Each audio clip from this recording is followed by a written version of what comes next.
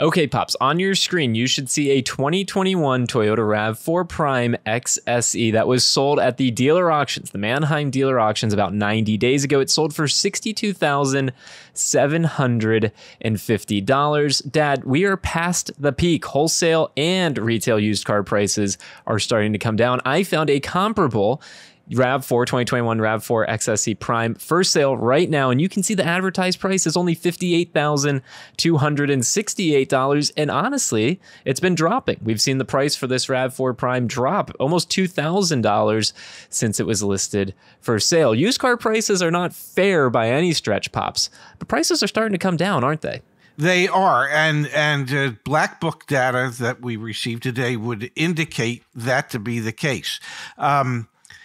We're not seeing as big a drop on the retail side as we think we should, but we are seeing movement in the right direction on retail prices, which would also indicate that if a dealer's been sitting on a car for a while, they might be more than willing to negotiate where they hadn't been in the past. And we've talked about that on this channel multiple times. Why, if I'm a dealer, would I advertise a lower price yet? Because I might have a sucker come in. I hate to say sucker, but I'm going to have someone who's uneducated come in and just pay what I'm asking for because they heard on the news recently that used car prices are through the roof. The reality is, Dad, we're seeing sales rates at the wholesale auctions go down because more inventory is there, but the vehicles aren't selling. And why aren't they selling? Because price floors are too high. So that dealer who's looking for someone to come in uneducated and buy a used car for way too much money knows that in a couple of weeks, they can't just turn around and go sell it at the auction and, make money there. They're going to lose money there, correct? I would think the people at the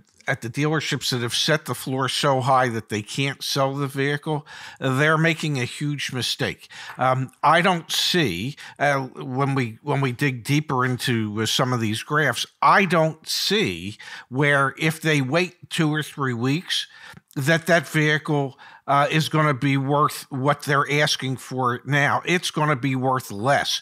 They would take a smaller loss today if they were to sell it than they will perhaps 3 or 4 weeks from now if they were to try to sell it. In 5 weeks, we've seen a nearly 5% decline in wholesale used car prices. This is the longest and most significant sustained decrease and an increase in depreciation that we've seen in the wholesale market in a long time. And that should start to trickle into the retail markets. And Dad, just to comment on the sales rate again at the auctions, down to 59%, the lowest mark that it's been in over a year. And again, that is a direct result of sellers who are saying, you know what, I'm not going to sell this car because it didn't meet the floor that I had for the vehicle. Well, you know what happens when the floor doesn't get hit for a few weeks? You lower the floor because you got to sell the vehicle that you had overpaid for. Yeah. This is why we expect to see retail prices go down, because wholesale prices and retail prices, they map to one another, don't they? Yes. And the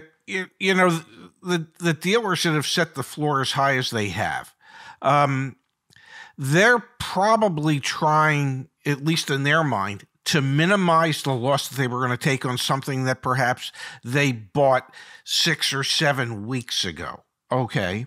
And the amount of acceleration in depreciation on the used car wholesale side of things would indicate that they're being foolish by not selling it now. I mean, we have literally had 5 weeks in a row of almost a percentage point drop per week. Extrapolate that out over 12 months at a 5% decline almost on a monthly basis. That's almost a 60% decline in wholesale values. Now, that's not going to happen. But, I wouldn't be surprised if we were to see a 10 or a 15, maybe even a 20% adjustment in wholesale values over the next 6, 8, 10 months. Yep. When we spoke to the good folks at Black Book last week, they were thinking that maybe not these type of declines, but declines in wholesale values will continue through the remainder of the year, and we might not start to see an uptick in wholesale values until the spring selling season in 2023. So this bodes well for retail customers out there right now. We had talked at great length, Dad, about how a couple months ago we were saying wait a few months to buy a used car. A couple weeks ago we were saying wait a few weeks to buy a used car. Now it is a buyer's market. That does not mean if you want to buy a car, you should. It's only if you need to buy a car right now, used is a good option. And quite frankly, Dad, the market should continue to get better for used car prices. If you're in the market 3 months from now, it should be better because like you just said, we talked to the folks at Black Book and it makes sense to us as well. Cars are going to depreciate again for a little while, and that is a good thing. Let's break it down by segment of vehicle, Pops. The most significant declines we're seeing are amongst luxury vehicles, sports cars, those vehicles that honestly depreciate the most in a normal market. They're starting to depreciate the most again in this market, and that's a good sign to see things normalize a little bit. Absolutely, and the one that caught me off guard a little bit was compact cars that dropped over 1% week over week. And that is really good news for consumers out there looking to get into a more affordable, more attainable price point vehicle. We should either see dealers being a little bit more willing to negotiate on those or just advertising cheaper prices to get consumers in.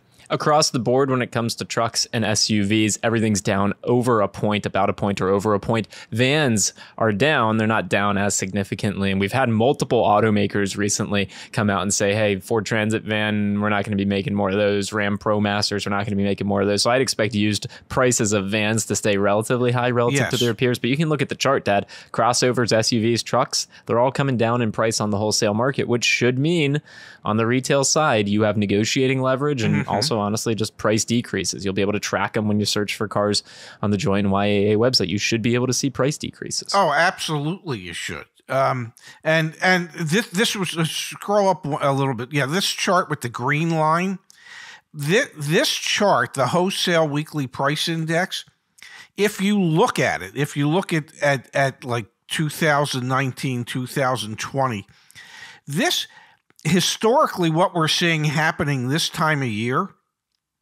is significantly different than what we have seen in the past. Okay.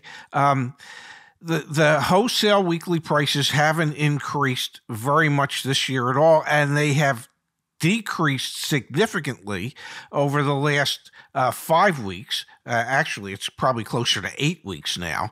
And when you compare it to the previous years, historically, the amount of decrease that we're seeing is significantly more. And in many cases, we didn't see any type of decrease this time of year in the past. So there's really almost a return to some sense of normalcy in the used car wholesale market at the moment. Now, if you're looking to buy that used car, like we said, buyer's market now, you have leverage when you go in, especially as interest rates rise. That's going to put even more pressure on floor plan costs for the dealer to hold on to inventory. If you're thinking about buying, though, consider to also wait. Like, things should continue to get better for you on the used car side. Selling your car. We have back on joinyaa.com/sell. We have that widget that aggregates all the different offers from dealers in your area without the spam, which we're super proud of. Selling your car yesterday made sense to sell your car, but only if you need to sell or want to sell. I mean, doing nothing in this market is also a totally appropriate thing to do because it's pretty wild how high used car prices went up last year. So just kind of bear that in mind. Like, prices will continue to go down. So on the buy side, if you need to buy, go for it, but also wait if you can. And on the sell side, yeah, yesterday was the day to sell, but quite frankly, don't sell unless you need to.